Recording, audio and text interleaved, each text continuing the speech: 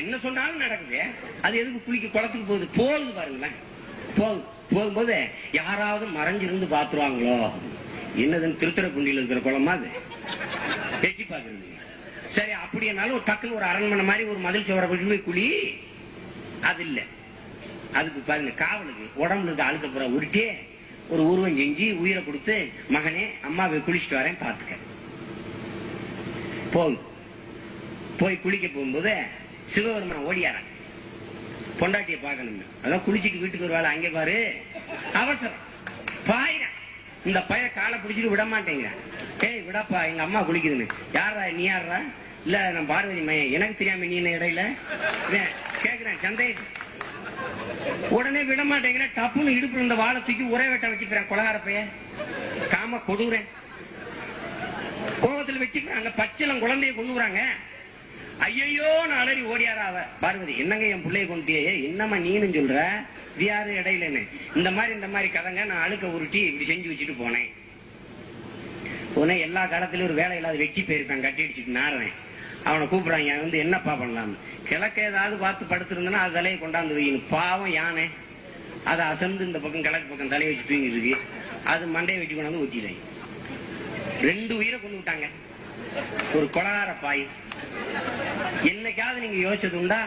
காடு கடையில வேலை செஞ்சுட்டு திரும்புற எங்க அக்கா பெரியம்மா, என் அக்கா தங்கச்சி மாறு, எங்க மதினி மாறு சோப்பு கட்டி போட்டு குளிக்க காசு இல்லைனாலும் செங்கல் ஓட்டாஞ்செல் எடுத்து அழுக்கு தீர நல்லா சுரண்டி குடிச்சுட்டு வருதுங்க. ஒரு பிள்ளையாரு சராசரி ஒரு குழந்தை 3 கிலோ எடை இருக்கும்னா, பிள்ளையாரு எப்படியும் 6-7 கிலோ இடையில இருப்பாரு.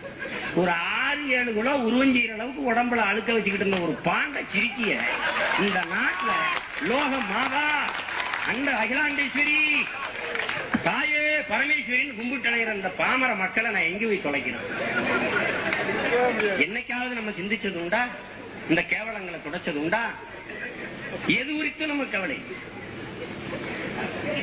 இந்த கிருஷ்ணன் பையன் யாரு தெரியுமா? கிருஷ்ணன்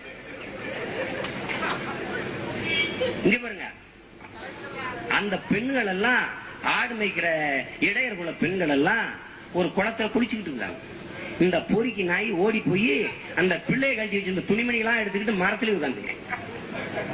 இந்த பிள்ளைய உடைய கலாண்டு போயிட்டாங்க. கிருஷ்ணா கொடுத்துருன்ட்டு மார்பகங்களை இப்படி மறைச்சுக்கிட்டு இப்படி பக்கவாட்டிலேயே நடந்து போகுது அந்த பிள்ளை. அவன் சொல்றான் பாருங்க, எவ்வளவு கண்ணியமிக்க கடவுள், 2 கையும் நீங்க ஏந்தி கேட்டாத்தான் தருவேங்க. உண்மையிலேயே நல்ல மான ரோசம் உள்ள தாய்மார்களா இருந்தா நாளையில இருந்து நீங்க கிருஷ்ணனுக்கோ கண்ணனுக்கோ கோயிலுக்கு கூப்பிடுங்க.